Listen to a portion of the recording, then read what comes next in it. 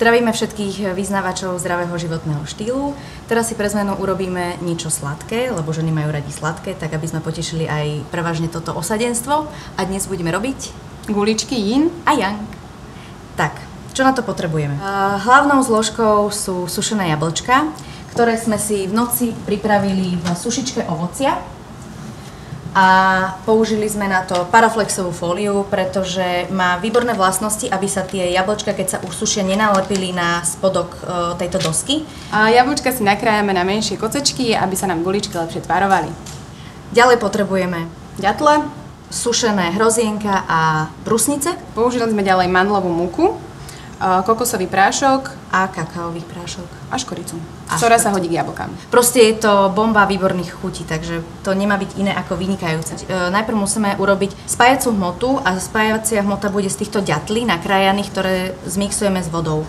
Dá sa to robiť týmto výborným personal blenderom a kto ho náhodou nemá doma, nech si ho kúpi, a ten, kto ho naozaj nemá doma, tak môže použiť aj ponorný mixer. Dáme tam všetky, aby sa nám to dobre zlepilo. Uvidíme podľa toho, koľko vody, aby nám z toho sa urobila taká zvláštna pasta, no. Veď my vám to ukážeme.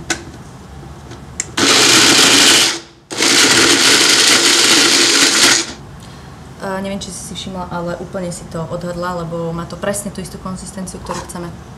Dobre. Zďalej potrebujeme kokosový olej. Je veľmi dobré, aby mal trošku väčšiu konzistenciu, ako máme my. Čiže asi zhruba takú jednu čajovú lyžičku.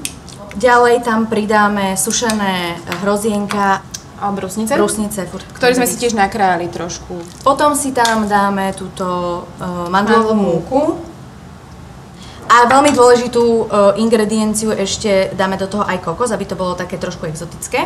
Všetko pridávame podľa toho, ako vidíme, ako sa nám tá hmota robí. Myslíte na to, že musíme z toho vytvarovať guličky. Musí to držať. No a veľmi dôležitá kombinácia a veľmi výborná je jablko a škorica. Teraz z toho urobíme takúto veľmi vábivú a chutnú hmotu. Vyzerá asi takto. Dobre, dosť bolo rečí. Prejdime sa. Menšie sú lepšie ako väčšie, by som povedala. Áno, pretože potom vás tak menej boli svedomie, že som ich zjedla tak veľa. A však som ich jedla iba maličké. Nie? Či ja to tak mám? Nedalo. Dobre, takto si ich krásne pováľame v tomto prášku. Alebo v tom kokose. A akože to bude tak niečo geniálne. Samozrejme, to sušené ovocie sa tam dá sezónne meniť. My sme sezónne použili jablka, domáce. Keď tam chcete dať napríklad sušené marhule, aj to sa dá. Gulky môžeme jesť hneď po urobení, ale odporúčam, aby ste vydržali a dali si ich na chvíľku do chladničky. Môžeme urobiť yin-yang obrázok. Samozrejme, každý podľa svojej vlastnej kreatívy. Do stredu zlaté to krásne ovocie. Ručne vysušené jablčko a tradadá. A aké to bolo jednoduché. No, hamiky papiky. Jo, neviem, ktorú skôr. Takže tak. Na zdravie. A na vitariánstvo.